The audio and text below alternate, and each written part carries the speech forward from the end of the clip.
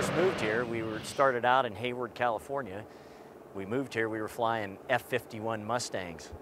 We transitioned from the F-51 into the F-86, F-102, F-106, F-4, F-16, and now finally the airplane we're flying today, which you see behind me, the F-15. I'm Colonel Clay Garrison. I'm the commander of the 144th Fighter Wing at Fresno.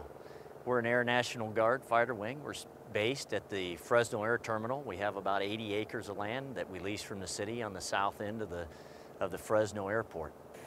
The primary mission of the 144th Fighter Wing is air dominance worldwide and air defense of the Southwest United States. Air dominance sounds like a pretty big term, and really it is.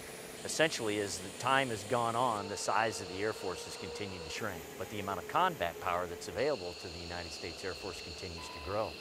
The airplane behind me that you see here has been in the Air Force since 1974. We continually modernize this equipment so that we can compete in the worldwide battlefield, and the Air Force's major goal is to make sure that when we go, we have to send American power overseas, that we dominate the air domain. In other words, when we go into an area and we're going to exercise American combat power, we own the sky above the landmass. And that's what air dominance is. To put it into perspective, the Homeland Defense mission's primary objective is to prevent another 9/11 event from ever happening. In that case, we got an airplane airborne in the United States airspace that was basically dangerous to our people and our nation. Our job is to make sure that we have a counter to that we can launch an airplane to go find that, quantify it, and if required, defend the nation against that threat. So our federal mission encompasses air dominance worldwide, and then every day right here in Fresno, we have this alert site so that we can maintain Homeland Defense alert all the way from Eureka, and then aircraft from this wing defend all the way to the southern border of the United States with Mexico. So we basically defend that approach to the United States and interior approaches as well.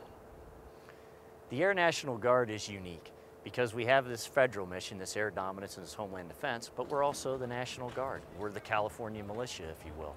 Every member of the National Guard reports directly to the governor of the state of California. So we are a ready force to respond to the needs of the governor. Now, what that translates into is a lot of different ways.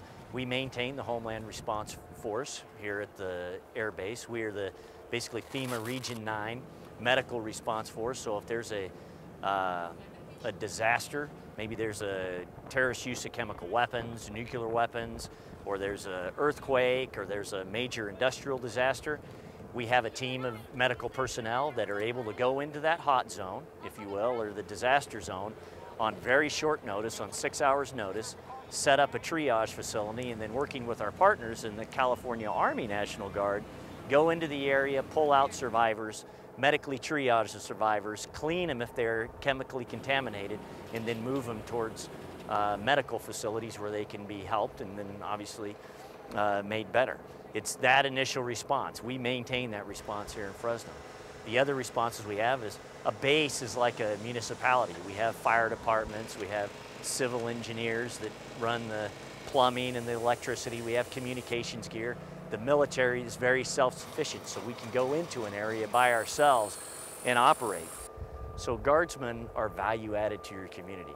Not only do they provide us with their combat power at the federal level, and then they provide this ready reserve of manpower to the governor in case of an emergency or disaster, but they're just here all the time.